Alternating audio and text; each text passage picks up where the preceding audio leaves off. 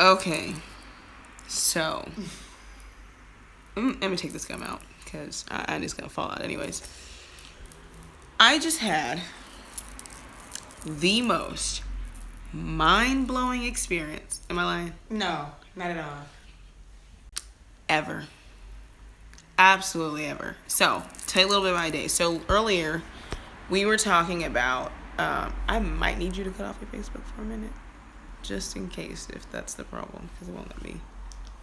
Let me see. I don't know. We'll see if it's not it. Then that's whatever. Okay, so, we got up this morning. Well, really yesterday, right? Yesterday, we decided that we were not going to take a tour today. So, took a tour yesterday. And not saying it was a bad tour. I mean, it was great. We ended up getting baptized in Jordan. We did. So it made all the other stuff that happened, whatever.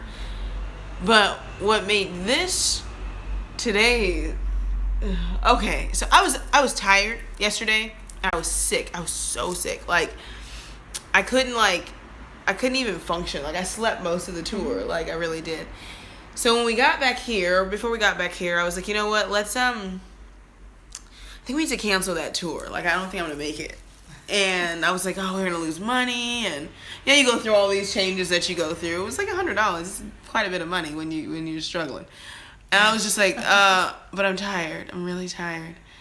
And we decided to go for it. So we got back here. I was able to sleep. I slept so good. It's like some of the best sleep I've had. Yes. This is probably the only sleep, probably out of one other day, I've had since I've been here.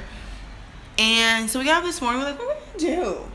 So we hit up a couple people and kind of things were like, oh, well, everybody's getting ready for Pesach. So, contacted a brother and his wife, and they were like, we're getting ready. And, so we were like, let's go back to Jerusalem. Let's go there. So we're like, okay, let's just go take another tour. We'll take a tour in Jerusalem that we wanted to take when we were there, but we couldn't take. And how did we even get over? Oh, so we're on the bus, and I'm talking to the brother who I was in contact with, him and his wife. And he's like, hey, hit up this brother who sits at Damascus Gate. And I'm like, this sounds like some like Bible type stuff. Like, you're on your way. There'll be a brother there, and he'll be sitting at the gate.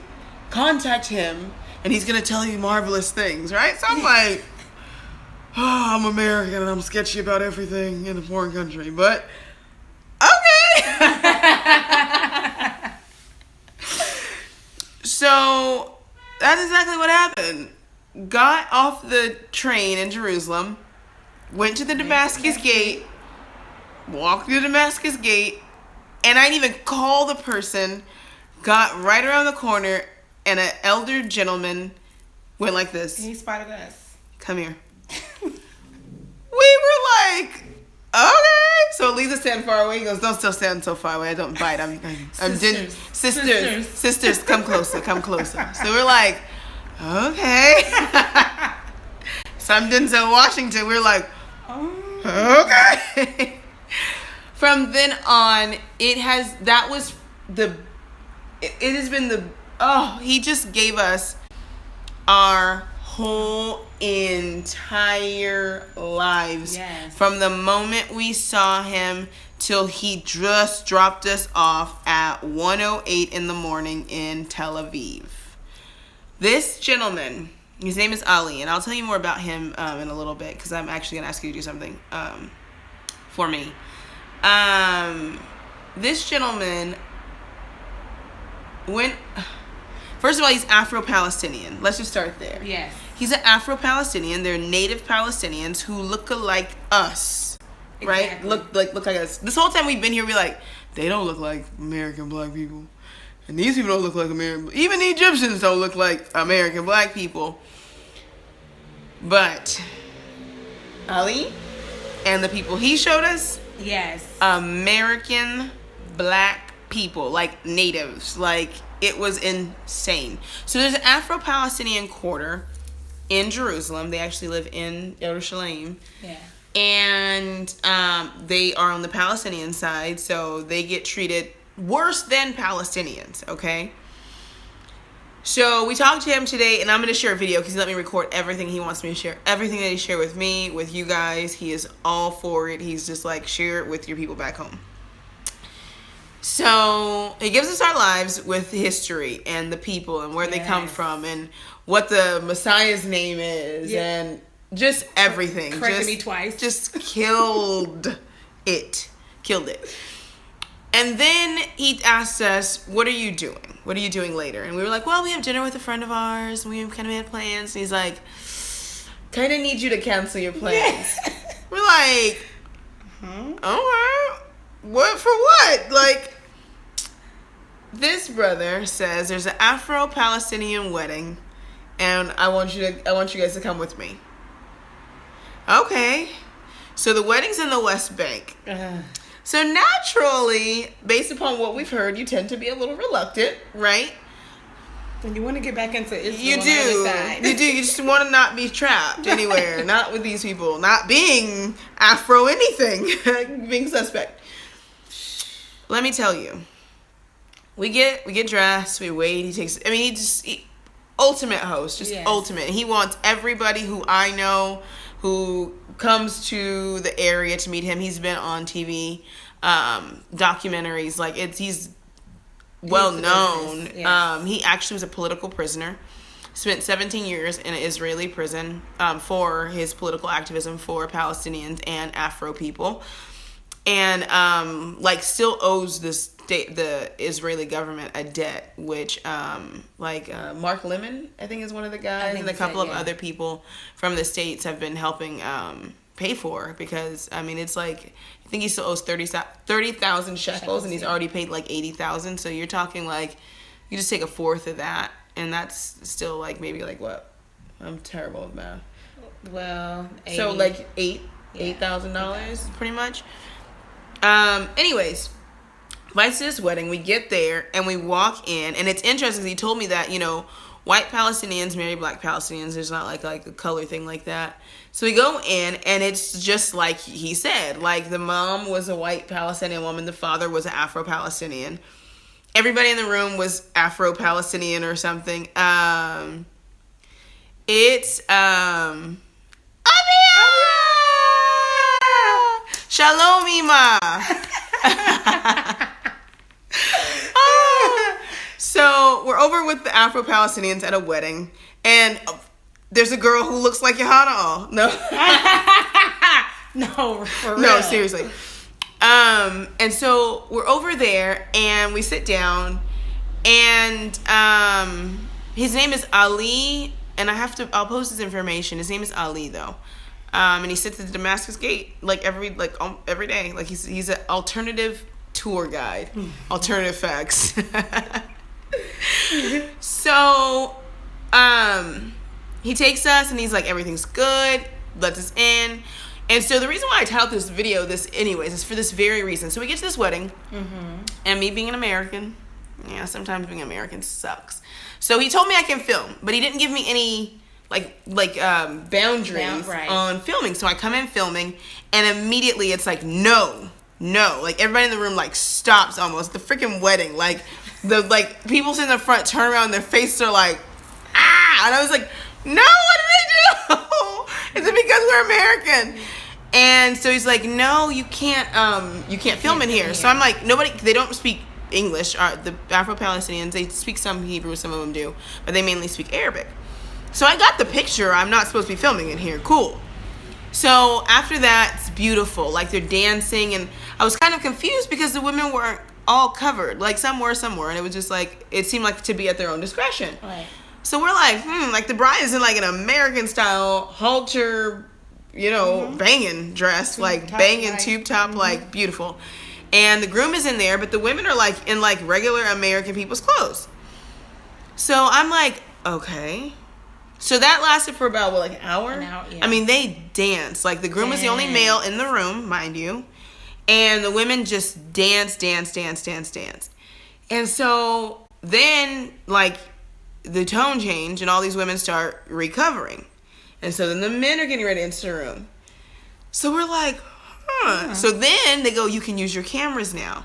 I'm like, oh my gosh. Like, I get it. I get it. So I made the video, this part of the video, because I want to say Muslim women are not oppressed. That had to be, to me, the most beautiful thing I've ever seen in my whole life, where you took women who were, I mean, like, they were having a ball. Like, they were not covered. They had it was just like tube tops, half top, girl. Like, they were like everything, like absolute, like see through in the back dresses. I was like, this is not a Muslim wedding. Like what? And I just got my whole entire life when the women began to cover up when the men came back in the room, and it made so much sense.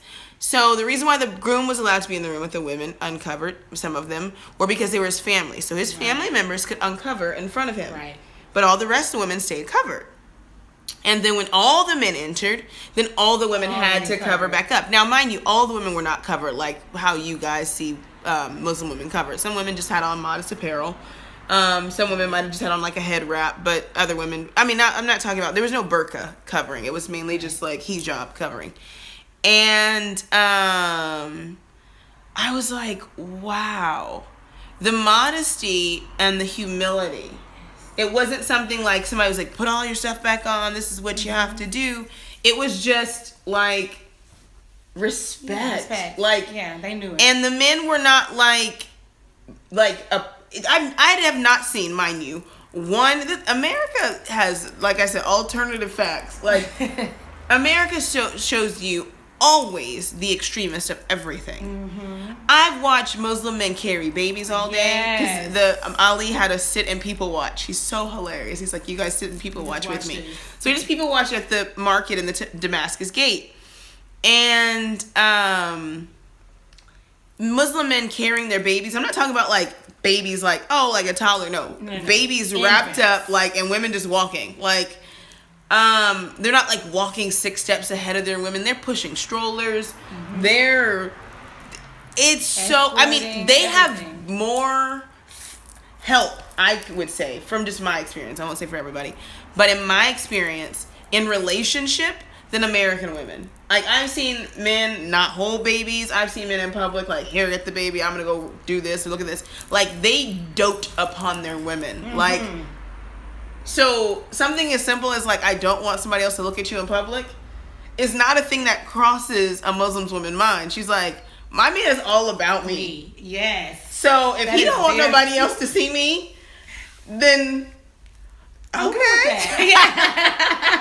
Like, you just get your whole life. You're like, it's not about that. It's not about that at all. It's like, if he's all about her and somebody says something slick to her or something, he's gonna be like all on that. Like, it's not going down. So they protect him, because Muslim men are passionate. Like, I mean, just our people are. I'm trying to give you something, I guess, that we don't see because we don't know what our culture is. And I'm not saying our culture is Islam or Muslim, but those Afro-Palestinians and the natives that live here and the way that they treat their women. Like, we were even, we saw some Mizrahi, I don't know if you guys are familiar with that, Jews. They are a mix of the natives who are here, so they're like Afro, not Afro. No, I don't know, like Afro and white. And you watch them with their women? Yes. And me and Elise were sitting at the table like, trying not to stare. Like, I knocked my water over.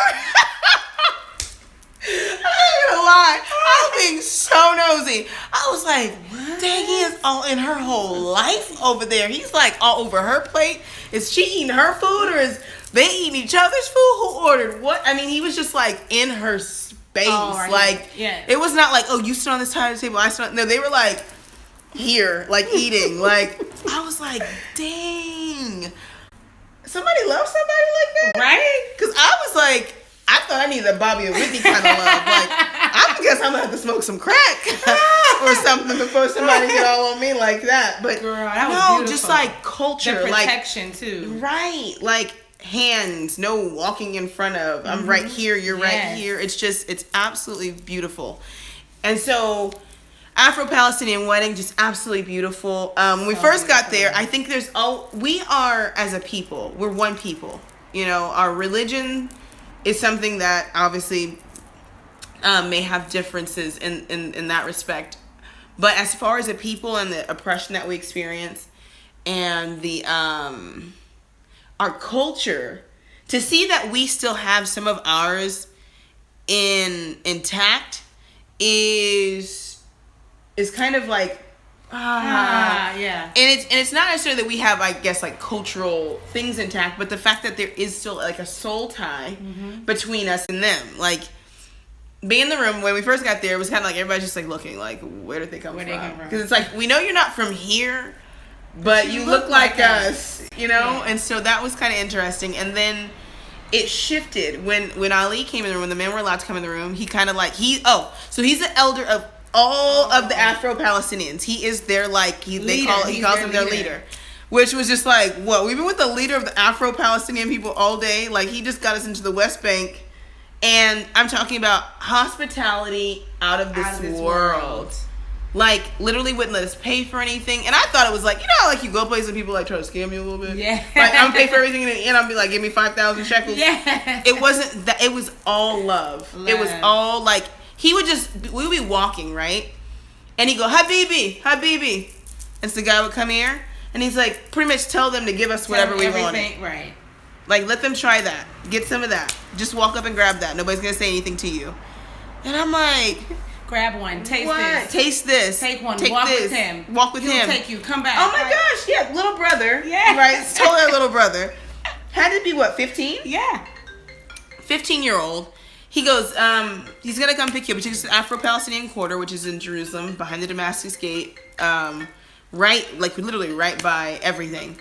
And he says he's going to come pick you up, take you to get whatever, like a sandwich or a falafel. And then you're going to go back here. You're going to have tea. You're going to have coffee. You're going to sit in this room. So we're in this, like, it looks like a Bedouin tent, but it's not. It's like an Afro-Palestinian, like, tent inside of a shop.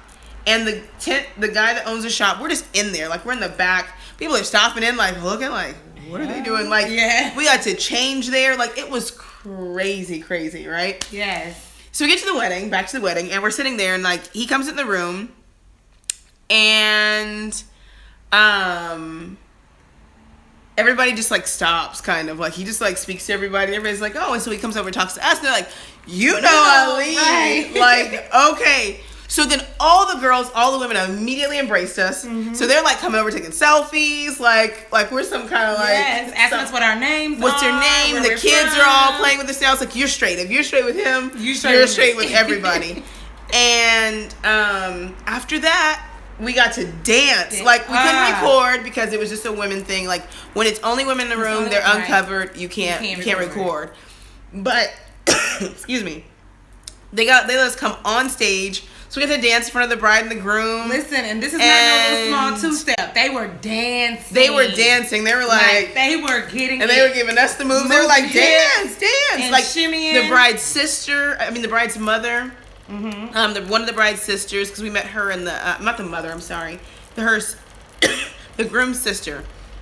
We met her in the market today. And so she showed us a picture of her yesterday when they got ready for the wedding. And... we just had a blast. We danced till we sweated. Like, it was so fun. We were just like, we still are, obviously, on like cloud 2009. Right. Just being able to connect with our people. So we came back from the West Bank. We're back in our apartment.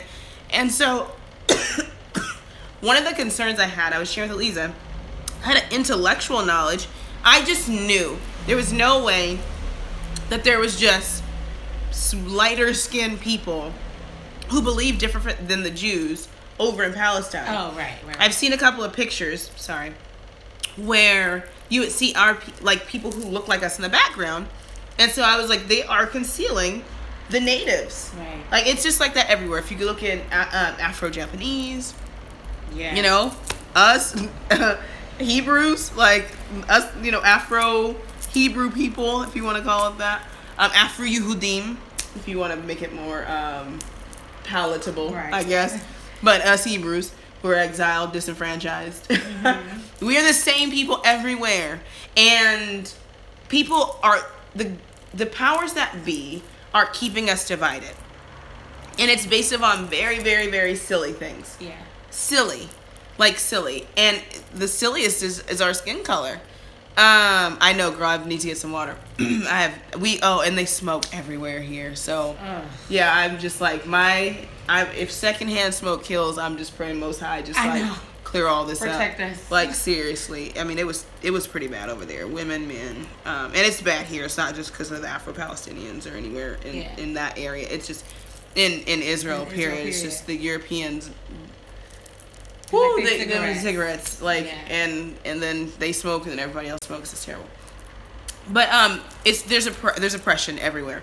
And I want to thank Shivania, because that's who hooked us up. And I hope he watched this video. He's a brother here, and we were connected with him.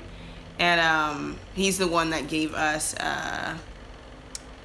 the contact, and was just like, get your whole life, Huldah, get your whole life. Nah, that's how he said, but I mean, just brother and sisterhood is just off the chain. Yeah, like, they understand that way more than we do. It's just very, very, very. I don't know, I'm just blessed to see the remnant, not just what we perceive the remnant to be, because from an American standpoint, we have a very, very small lens that we're dealing with, and as Yah's people who are, like I said, disenfranchised, exiled, scattered, to be able to come here and see those people, and for them to listen to what we have, like, to what I had to, you know what I mean? Like, no, I'm saying, I'm like sharing, like, there was no like. He was well, what's your struggle? And I'll tell you my struggle, because I'm pretty sure the struggle is the same, because the oppressor is the same. And it was. Right. And just wanting me to go back home and share what was happening. Wanting to take us to the West Bank. Wanted to show us the Afro-Palestinians there. Wanted to take us to the wedding. Because for some reason, he felt like, and I don't know, I'm not going to cry on here either. Don't try to play me. I don't know why the Most High's favor is the way it is in certain situations, because why me? Like, every person that I've contacted, and maybe because I'm carrying this dang video camera around, but I did not have it out at this time. But it's just like, no, record, share, and they've just been so transparent, because one of the things I learned about being over here, especially dealing with natives, I'm talking about the Bedouins and the Ethiopians and the Afro-Palestinians and the Hebrews. There has to be a connection before people share stuff with you, because we've been done so wrong everywhere that it's so hard to share, so hard for them to share without getting burned. You know what I mean? And to know and to trust, like, just to say, I trust that you're going to take this back over and share it with our people there, so that they know that we're here and they know that we care about them. Because, one of the most propagated thoughts in the States is that other people hate Black Americans. And it's like, no. He says that he sits out there and he sees people come with these Christian tours and this other stuff, and he calls out to the people like, my brother, let me share with you. And they're just like, they won't even turn their heads and look at him because of what we've been told. Like, and it's locked our minds, and it is a contributor to the oppression even from abroad. Yes. Because we don't think about helping our people over here. We don't think about visiting them. We got people like coming over here, taking tours and standing at the Weeping Wall or Wailing Wall or whatever it's called, and doing these things, and not even thinking about checking on our people. Like, he told us that when people come to the Damascus Gate, they tell people not to even buy anything from them, because they're trying to pretty much stifle out that whole community. And it's just like, wow. Just absolutely wow. And so to be able to go over there and experience that and be welcomed by everybody. I mean, the groom's father sat down and talked with us and was just telling us that we're family. If we ever come back, we have family. And this is the thing that probably, like, not necessarily impressed me. I didn't expect anything less after this. But when it was time to take us back, we were in Jerusalem, which is about maybe 40 minutes. Yeah. It could be more or less 45, 50 minutes from Tel Aviv, where we stay. And so we thought we would just get a taxi and come back. So he tells us how much a taxi is going to cost. He paid for everything up until then. And so we're like, oh, okay, no problem. Do you know that him and another brother got in the taxi with us? This brother has to be at least 70, easily. Easy. Wrote all the way to Tel Aviv, made sure we got here safely, and then had to go all the way back. To East Jerusalem. To East Jerusalem. They live in Palestine. So that's past Jerusalem. That's into Palestine. And I'm just like, wow. Dang. Like, our brothers look out for us. We're two women who traveled alone. And our brothers look out for us wherever we are. So this American stigma of oppression and Muslims are this and black people all over the place are this. No. Black culture, where Europeans have brainwashed you into propagating their thought and oppressing our women the way that we do in our country. Like, even in our culture as Hebrew Israelites, you can see that there's like a split. There's like, I want to care for our women, but then on the other side, I have this view of our women that comes from my oppressor. Right. And so the way we enforce things and the way that we do things, you know, they're based upon a preconceived notion about what black women are. When you come to a place where women are not treated like that and women are not viewed like that, it's all about you're so beautiful and you're so this, and that's why it's like it changes the way. Like, I tell people to take care of you and make sure you're good. Right. So that's why it's not like, I mean, there was no like man like none of that. Like, it was none of that. It was all like, even us being American women, like, we don't obviously have the same culture as just like full hijab covering. Like, we dressed modestly. That was a given. We asked them if we cover our heads. They're like, no. Men sat at the table with us. Like, you're not like, women sit over here, men sit over here, men don't. It was none of that. Like, absolutely none of that. Like, no, grab a chair. Grab you a chair. Tell you, like, because we didn't even come in, like, I mean, we understand culture. So the men were in a certain room, and our Ali was downstairs.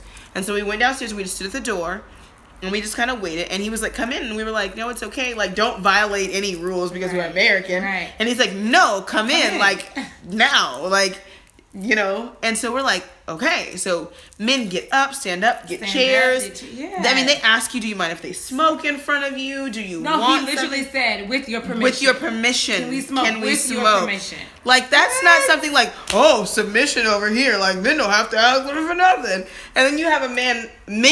I'm talking about prominent men. Say, may we have your permission to smoke? If my husband asked me to have my permission to do anything, I'd be like, you can have my permission and we are not in America. Right. Like, wow. Like, submit one to another. Exactly. When a man treats a woman like that, he has no problem. She has no problem doing anything. Like, we were talking about the fact that, like, Arabic and Hebrew, original Hebrew culture is very, very straightforward. So when a man says stop, he doesn't say, excuse me, will you stop? He's like, stop. You stop. He says, yalla. And that's how he led us. Right. He would just tell us, we would stop and he'd show something and he goes, yalla. And you walk. Like, it's not like, but it's like, it's not what you know what I mean? It's like, an authority that's not oppressive. Right. Yeah. Right. And it was so beautiful. And you just like, yes. We have no problem submitting to that. Right. Like, you say stop, we stop. You say sit, we sit. You say sit up, we say sit up. You say go, wait, we go. You say wait, we wait. You say get out of the way, we get out of the way. Like, easy. Like, no problem. But then it came with care, though. Yes. Like, care. Like, care. He's like, you guys hungry? We will feed you. We'll get you where you need to go. We'll tell you what you need to know. It was amazing. Oh, it's just absolutely beautiful. Yeah. So just beautiful. So we're just gonna bask in that. I just really wanted to share that because there's some things that just can't wait. And so when I put together the video, I'll show you all the pictures of all the stuff because we got to take pictures at some points, and we just didn't get to take video. I have a little video, but I'm not gonna post it because now that I understand what the culture is, that'll just be my little jewel for myself. Sorry guys, but I really respect that whole idea of modesty and covering and not being exposed to the world. To see them like that. They don't want other men to see their women like that, and that's just like, that to me is just beautiful. Covering. It's men being a covering for women, and then the physical covering being that thing that shows that there is somebody. Just that was so dope. Yes. Yes. So, share that with you. Another experience to add. And I will post I guess I'll do it tomorrow or some point. But if you go to her actually, let me do it like this. If you go to her Royal Roots, I have a donate button. It's not for me. I want to give or help Ali because for what he did today, we gave him, we donated or whatever. That's not even but to hear about the political oppression for the stuff that he's teaching, and I'll post more of it when I actually put up the video of all the stuff that he talked to us about. But for what he's doing, and after being in prison for 17 years for talking about for telling the truth about the oppression of the Afro people, especially the Afro-Palestinians, I want to give him more. And so I did tell him, like, whatever I could do, that's just through my avenue that I would do. So this is my avenue. So if you guys want to donate, just like if you donate something, add a note if you can. I don't even know how that really works. Yeah, you can. But add a note and just put his name. And I will make sure that it gets to him. I have Western Union information. I'll be here for another 4 days. I'll be in Jerusalem again tomorrow. And I'll have some more stuff to share with you guys. And yeah, so if you want to do that, her Royal Roots, donate. And even just to make it easier, whatever's donated from now until, I leave, I'll just donate that over to him. That just makes it easier for me. But if you can, put his name with it. And if you want something, if it's going somewhere else, then you can put whatever else you want to put with it. That was that.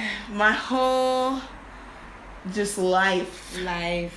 My life. Like, he told us that we were the original people. Yes. And where our land is, where our people are, where the pockets of the original Afro-Palestinian, Israel, Afro-Hebrew people are. He knows about people in Dimona. He knows about people in Ashkelon. He knows about everything. Like, he knows everything. The real sites where Messiah the real sites for the Hamashiach, because we went on a crappy tour the other day. And just renewed everything. Just gave us stuff that just, like, you just can't get back. You can't. You could. I would have gave him all my little shekels. I did, actually. I don't have no more shekels. I'm out of shekels. I gave him all the shekels I have in my purse. I was like, here, take them all. Take them all. Like, you can have it all. You just gave me my whole life. I was just like this the whole time. Like, that was great. Candy store, eating it up. Okay, so it's like 1 o'clock in the morning here. We're gonna wind down. Yes. We have to get ready for Pesach tomorrow. We're keeping Pesach in, I guess we can mention it, huh? Jerusalem. And we're gonna be in Ashkelon for Pesach tomorrow. And the weather's really nice, actually. It's like, it was chilly but Jerusalem we're on the mountain. Is up on a mountain, so it was kind of cool. When we got here, back down here, it was like perfect. Fine. Like, it's like, it's nice. It's really nice. It's like, right, Queen Hebrewess, exactly. Yeah,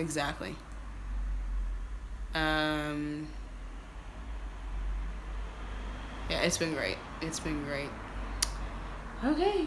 Right. So we're going to have some late night snacks because we've been moving all day. Sorry, Hannah. Right. She's like, the sun is down if you eat that. We'll be all good when we get back. Promise. Promise. All right. Shalom. Shalom.